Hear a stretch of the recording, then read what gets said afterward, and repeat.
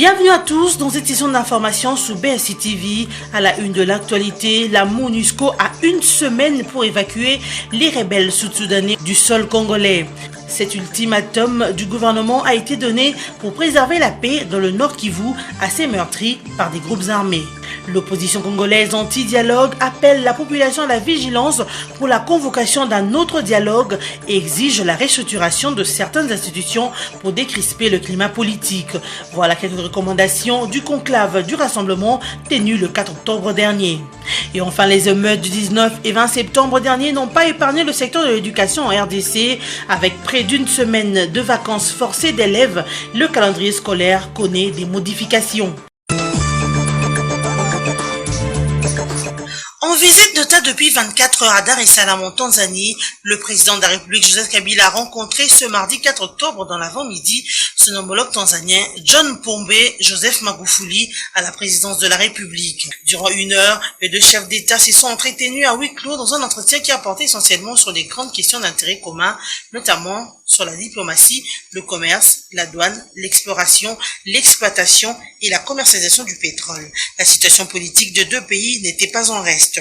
Les échanges commerciaux étant le moteur de la croissance, juste après ce tête-à-tête, Joseph Kabila et son homologue John Magufuli ont assisté à la concrétisation d'un accord commercial qui fera l'objet de signatures de deux ministres, John Ngoy de la RDC et Mongo de la Tanzanie, ayant tous deux en leur charge le portefeuille des hydrocarbures. Ceci afin de ratifier l'accord sur l'exploitation, l'exploration et la commercialisation future du pétrole du lac Tanganyika, le tout en présence des experts congolais et tanzaniens. Après cette rencontre, les deux chefs d'État ont rendu compte aux deux chevaliers de la plume dans un point de presse en Swahili sur l'essentiel de l'accord signé et la situation politico-économique. Le chef de la diplomatie congolaise, Raymond Tshibanda, cet accord entre ces deux pays frères et amis aura certainement des fortes retombées économiques pour la RDC et la République de Tanzanie. 7 jours, c'est le délai de la RDC à la MONUSCO pour faire partir des rebelles sud-soudanais de son sol. Un ultimatum du gouvernement congolais donné par le ministre Crispin Atamatabé en charge de la défense et des anciens combattants en République démocratique du Congo. Ces combattants sud-soudanais sont arrivés sur le sol congolais avec la fuite de l'ancien vice-président Riek Machar, rapportent des sources proches de la défense congolaise. Le gouvernement congolais craindrait que ces derniers ne se servent de son territoire comme base arrière pour attaquer le gouvernement reconnu du Sud-Soudan. L'ultimatum de Kinshasa a commencé depuis le lundi 3 octobre 2016. Pour rappel, en juillet dernier, après des combats à l'arme lourde qui les avaient opposés aux troupes gouvernementales à Juba, Riek Machar et ses partisans avaient fui de l'autre côté de la frontière en RDC. Depuis, la MONUSCO les a pris en charge. La mission onusienne dans le pays les a sortis du parc de Garamba, situé dans la province orientale à proximité de la frontière avec le Soudan du Sud, où ils avaient trouvé refuge. Près de 800 combattants sont désarmés et cantonnés à Dungu, Bunia, Munigi et Goma. Ces éléments inquiètent depuis les organisations de la société civile et plusieurs autorités politiques congolaises. La décision du gouvernement congolais intervient alors que dans un communiqué transmis à l'AFP dimanche 25 septembre, l'ancien vice-président sud-soudanais exprime son intention de lancer une résistance populaire armée contre le régime autoritaire et fasciste du président Salva Kiir. Cet appel à la guerre inquiète au plus haut point les organisations de la société civile et l'opposition congolaise.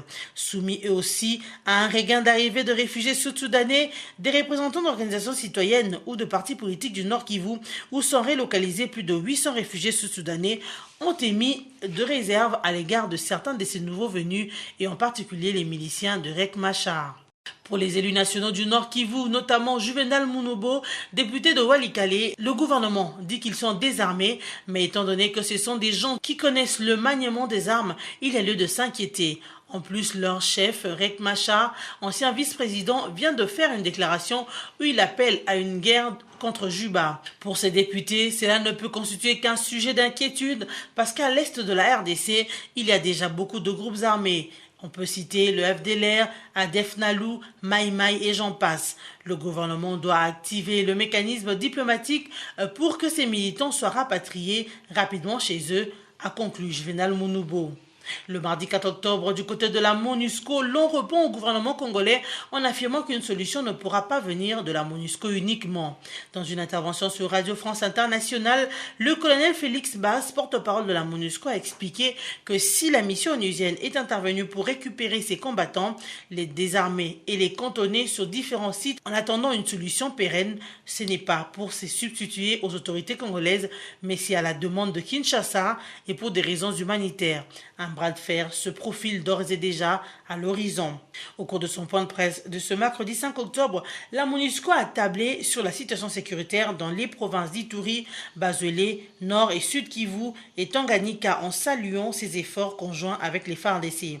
Rien n'a été relevé sur l'ultimatum du gouvernement congolais donné à cette mission des Nations Unies pour évacuer les rebelles sud-soudanais.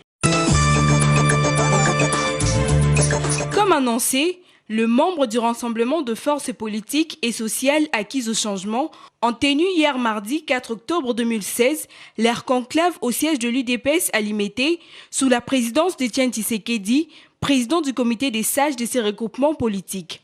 4 mois après celui de Jean-Val en Belgique, Étienne Tshisekedi a indiqué que ces conclaves s'est tenu au moment opportun pour cimenter les résolutions des assises de Jean-Val avec des préalables renforcés et actualisés. Étienne Tshisekedi et les rassemblements politiques maintiennent les préavis visant le président de la République, Joseph Kabila, jusqu'au 19 décembre. Le rassemblement invite les Congolais à rester vigilants et demande la tenue d'un vrai dialogue inclusif, conformément à la résolution 2277. Cette frange de l'opposition demande également la restriction de certaines institutions telles que la Commission électorale nationale indépendante, CENI, le Conseil supérieur de l'audiovisuel et de la communication, CESAC, et de la Cour constitutionnelle, ainsi que des sanctions immédiates contre les institutions responsables de l'impasse électorale actuelle. Pour le rassemblement, la présidentielle doit être la priorité avant tout, puis pourront s'en suivre les élections locales, communales et urbaines. Mais aussi, cette plateforme exige la mise en place d'un régime spécial pour gérer les pays pendant la période de transition, de manière à organiser sans tarder les élections dans le respect constitutionnel et des normes démocratiques. Au-delà de tout, le rassemblement annonce de nouvelles manifestations pour le 19 octobre et le 19 décembre 2016, date de la fin du mandat du chef de l'État Joseph Kabila. Cet appel aux nouvelles manifestations devra mettre la puce à l'oreille à l'État congolais afin de sécuriser la population. Le gouvernement congolais, par son porte-parole, dénonce la sollicitude suspecte du chef de la diplomatie française. Selon Lombard Mende Malanga, la posture du ministre français faisant croire qu'il se bat pour la constitution de la RDC rappelle une fois de plus les interférences qui ont créé le chaos en Libye. Au cours d'un point de presse tenu au lendemain des déclarations du ministre français des Affaires étrangères, Jean-Marc Ayrault, sur TV5, Lombard Mende s'exprime en ce terme, je cite, « Après avoir allumé le brésier en encourageant les extrémistes, la France évacuera ses compatriotes et laissera les Congolais se débrouiller tout seuls. » Pour le porte-parole de l'État congolais, la RDC a plus besoin de consensus que des paroles inutiles et sans preuve.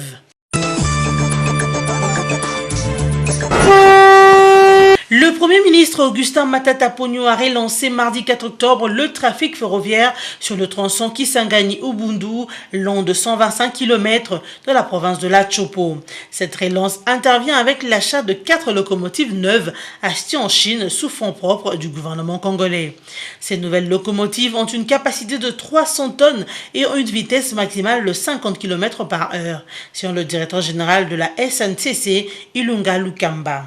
La mise en circulation de ces nouvelles locomotives va faciliter la fluidité du trafic entre les provinces de la Chopo, du Haut-Katanga et du Maniema, a assuré le gouverneur provincial de la Chopo. Surtout que les véhicules transportant des gros tonnages ne peuvent pas emprunter la route qui a des ponts dégradés. Comme il fallait s'y attendre, après des émeutes du 19 et 20 septembre dernier contraignant les élèves à des vacances forcées d'au moins une semaine, le calendrier scolaire a été perturbé. Le ministre de l'enseignement primaire, secondaire et initiation à la nouvelle citoyenneté a annoncé à tous les gestionnaires scolaires et les parents d'élèves de Kinshasa dans un communiqué quelques modifications sur le calendrier scolaire 2016-2017. À cet effet, le congé de détente du mois de novembre est supprimé, les vacances de fin d'année réduites à 8 jours en lieu et place de 2 semaines habituelles. Pour Maker Mangou, le calendrier scolaire est un guide important du personnel des établissements d'enseignement pour l'accompagnement et le suivi des activités scolaires. Le ministre de l'enseignement primaire, Maker Mangou, invite donc tous les gestionnaires et les parents d'élèves au respect strict de ce calendrier réaménagé pour permettre aux écoles d'assurer le temps nécessaire aux apprentissages et garantir la qualité de l'enseignement.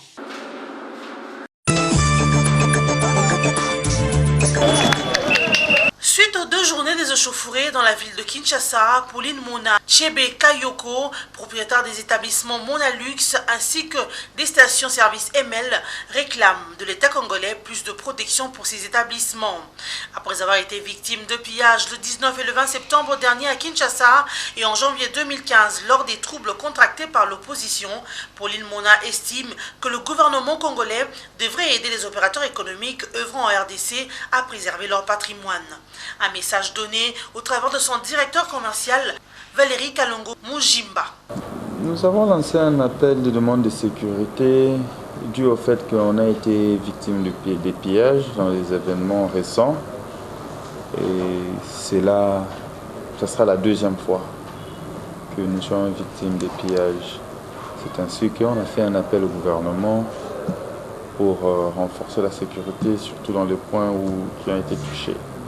Il a aussi évoqué différents bâtiments de Monalux qui ont été pillés, une situation qui met les établissements Monalux dans l'impasse. C'est même la raison d'être de cet appel à la sécurisation des investissements ML.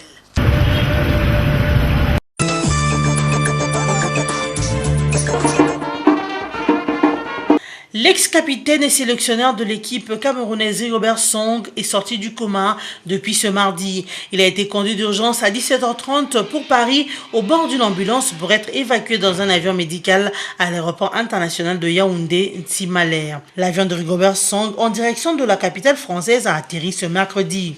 Pour rappel, la légende camerounaise Rigobert Song était victime d'un accident vasculaire cérébral dimanche 2 octobre à son domicile. Il fut conduit par son garde du corps dans un hôpital proche de son domicile pour être ensuite transféré à l'hôpital de Yaoundé. Pour sa part, Louis Joss Bitang, directeur général de l'hôpital de Yaoundé, l'état de santé de Song est moins inquiétant vu qu'il est sorti du coma et il respire spontanément sans l'aide de l'oxygène. Au sortir de l'hôpital, la population attendait la star du football, une façon pour eux de le soutenir. Nous l'avons appris ce mercredi aux environs de 13h30, d'ici à Paris, d'Arthur Zaïd Ngoma, ancien vice-président de la République démocratique du Congo pendant la transition 1+4. À cette période, Zaïd Ngoma était en charge de la commission sociale et culturelle pour le compte de l'opposition. Il y a 12 mois, Arthur Zaïd Ngoma avait subi un triple pondage. Selon les sources familiales citées par la radio Top Congo FM, il a été évacué le lundi par avion médicalisé après une crise d'accident vasculaire cérébral. Arthur Zaïd Ngoma a été récemment aperçu au dialogue national où il prenait part en qualité de personnalité politique. Fin de cette session d'information, le rappel de titre. La MONUSCO a 1 semaine pour évacuer les rebelles sud-soudanais du sol congolais. Cet ultimatum du gouvernement a été donné pour préserver la paix dans le Nord Kivu, assez meurtri par des groupes armés. L'opposition congolaise anti-dialogue appelle la population à la vigilance pour la convocation d'un autre dialogue et exige la restructuration de certaines institutions pour décrisper le climat politique. Voilà quelques recommandations du conclave du rassemblement tenu le 4 octobre dernier. Et enfin, les émeutes du 19 et 20 septembre dernier n'ont pas épargné le secteur de l'éducation en RDC. Avec près d'une semaine de vacances forcées d'élèves, le calendrier scolaire connaît des modifications. Merci de votre fidélité à BSI TV et à la prochaine.